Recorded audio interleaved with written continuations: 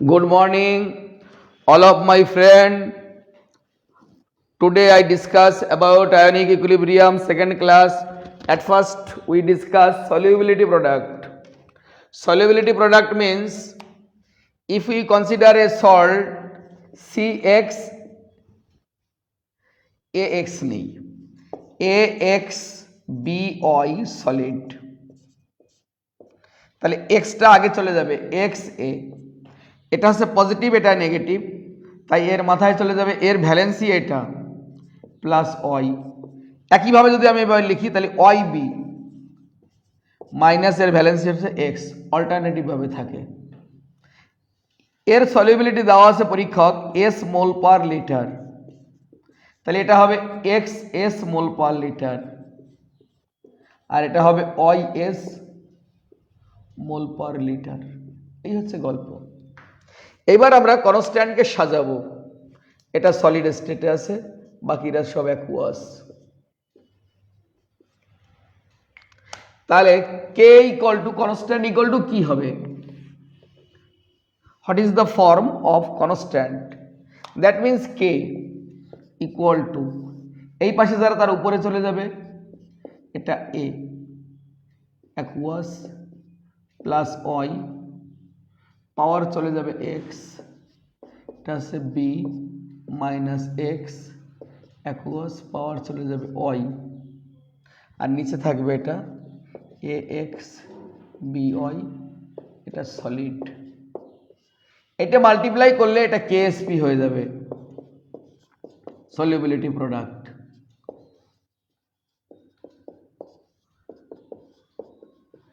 এ plus Y aqueous B minus x aqueous, এটা y, এটা x, এটা মানে হচ্ছে কেএসপি।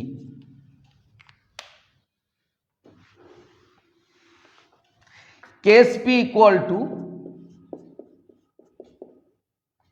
এটা ওয়াই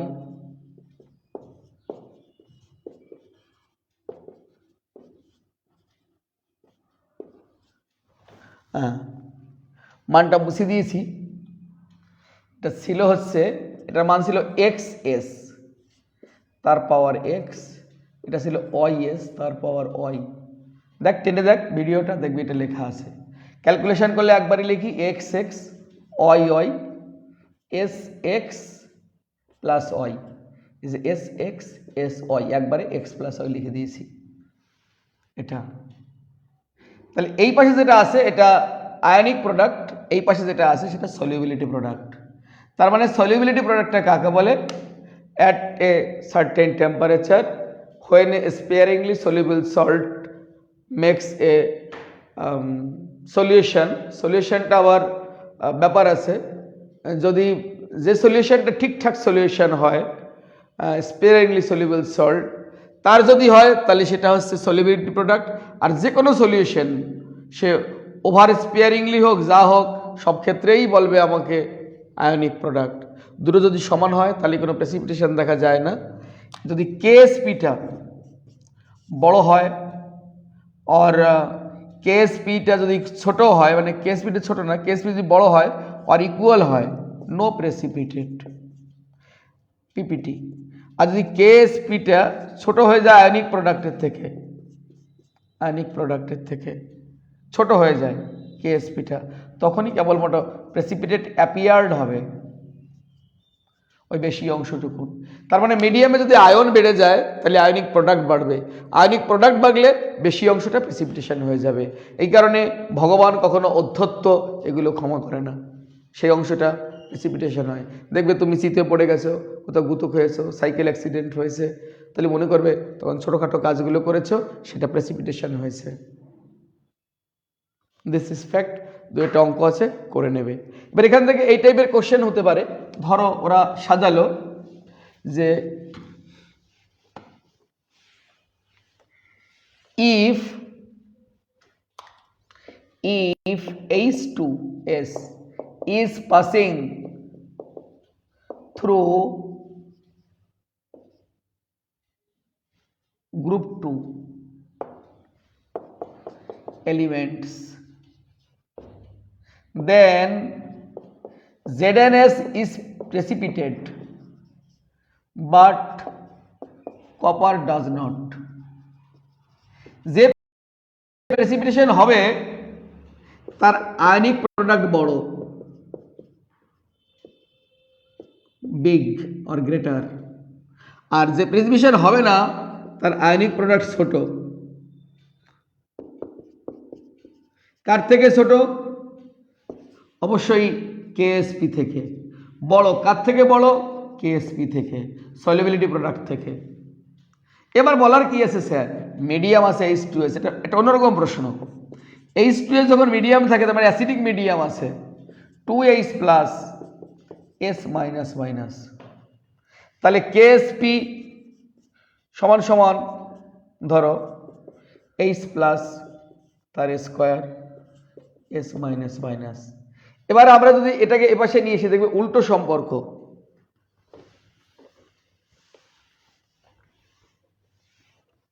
একটা উল্টো সম্পর্ক আছে।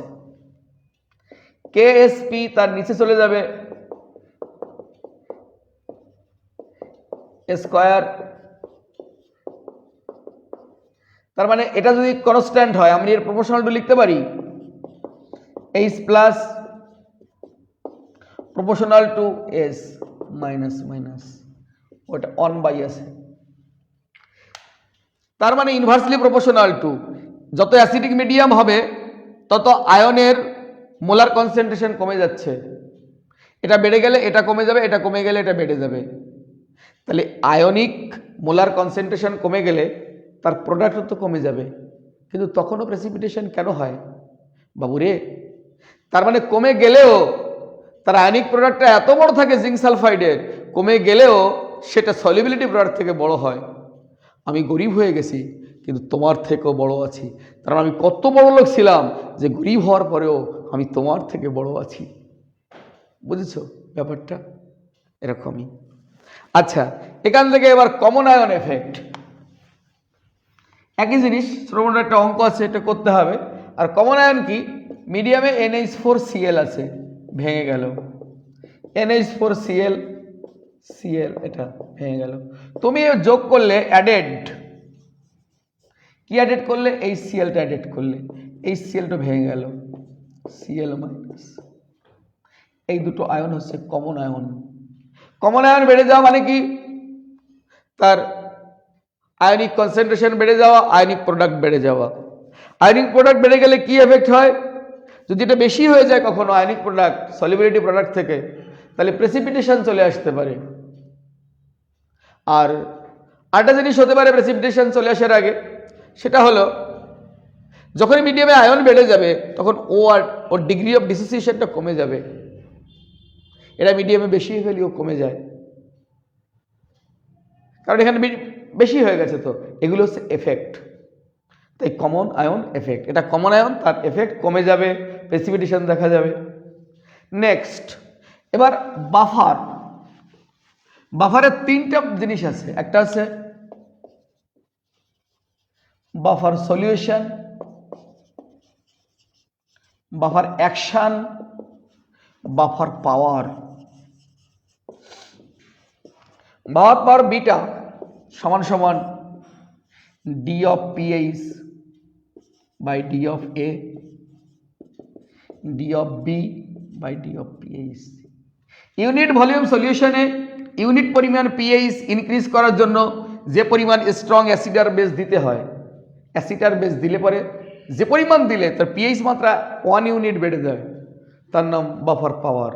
বাফার সলিউশন কি? Buffer solution is a solution by added a little amount of acid or base, then no change of its pH. This solution is said to be buffer solution. Blood is a buffer solution whose pH equal to 7.34, 7.40 is a range of basic in nature. That means blood is a basic in nature. Buffer action ki? By adding acid or basic, yes, buffer solution unbeaten its pH, a action is approached, this action is said to be buffer action. समझे क्या? তুমি acid और base যদি buffer সলিউশনে যোগ করো, buffer তার নিজের pH মাত্রাকে unbeaten রাখার জন্য, অক্ষুণ্ণ রাখার জন্য, নো সেন্সেবল রাখার জন্য যে অ্যাকশনে মুভ করে তার নাম বাফার অ্যাকশন। समझे क्या? আচ্ছা, যেমন স্যার বাফার সলিউশন টু প্রকার, two kind of buffer solution, acid buffer, basic buffer. তো অ্যাসিড বাফার কারা? অ্যাসিড বাফার যেমন ধরো CH3COOH এর সঙ্গে সোডিয়াম হাইড্রোক্সাইড মিক্স আপ হয়েছে, উৎপন্ন হবে CH3COONA। সোডিয়ামটা হাইড্রোজেনকে লাথি মেরে বার করে দিয়ে ওয়াটার প্রডিউস করেছে। তাহলে অ্যাসিড বাফার হবে এই CH3CH আর যে স্ট্রং বেসের সঙ্গে মিশে যে সল্ট হলো এই সল্টটা। তার মানে একটা মিডিওকার স্টুডেন্ট একটা ভালো ছাত্রকে বিয়ে করে যে তার বাচ্চাটা হলো, সেই বাচ্চার সঙ্গে মা যখন যাচ্ছে, এটা হচ্ছে অ্যাসিডিক বাফার সলিউশন। উল্টো হলে কি হবে? NH4OH প্লাস HCl, এটা স্ট্রং সব সময়ের জন্য, NH4Cl প্লাস ওয়াটার। তাহলে বাফার সলিউশন হবে mild base and the salt which is produced with a strong acid mix of a equimolar সমান মোলার থাকবে, it's said to be alkaline or basic buffer solution। এইবার এর মধ্যে তুমি একটু acid বা একটু বেস মেশাও, দেখবে ওর পিএইচটা পরিবর্তন হবে না। কি বাধা দেবে দেখো কি করে সেটাকে ও স্ট্রাগল করে, একটু দেখে নাও। লেট আস কনসিডার CH3COONA ভেঙে গেল CH3COO মাইনাস Na প্লাস। আচ্ছা, এর মধ্যে CH3COOH অ্যাসিডিক বাফার নিচ্ছি, CH3COO মাইনাস H প্লাস। যদি তুমি এবার HCl অ্যাড করে দাও, HCl নিজে ভেঙে যাবে, ভেঙে গেলে কি হবে? H plus Cl minus. PH বেড়ে যাওয়া মানে পিএইচটা ডিক্রিজ করে যাবে, কিন্তু পিএইচ তো ডিক্রিজ করা যাবে না, তাহলে বাফার সলিউশন থাকে না। তাই এটাকে ও নিউট্রাল করবে। কি দিয়ে নিউট্রাল করবে? H প্লাসকে নিউট্রাল করবে এটা দ্বারা। স্যার এটা দ্বারা কেন করলো না? না, এটা দ্বারা নিউট্রাল করলে তো আবার ভেঙে H প্লাস পেয়ে যাবে, কিন্তু এটাকে নিউট্রাল করলে এটা ভাঙলে তো Na হবে না ওটা। তার জন্য এটা দ্বারা নিউট্রাল করবে, H প্লাসকে CH3COO মাইনাস দ্বারা নিউট্রাল করে দেবে মিডিয়াম থেকে। আচ্ছা, এইবার যদি এর মধ্যে NaOH যোগ করা হতো তাহলে কি হতো? Na plus OH minus. তাহলে এটা পিএইচ ইনক্রিজ করবে, পিএইচটা OH কে ই করবে, এই H প্লাসটা ওয়াটার বানিয়ে দেবে। এইভাবে বাফার সলিউশন নিজের পিএইচ কে মানটা স্থির রাখে। এবার আমরা পড়ব হেন্ডারসন ইকুয়েশন।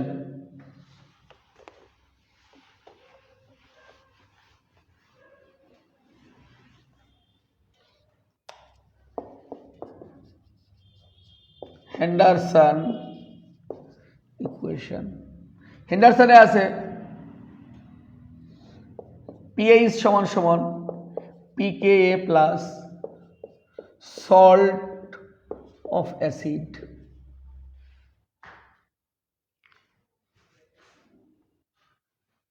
তাহলে POH কি হবে? pKb plus salt of base.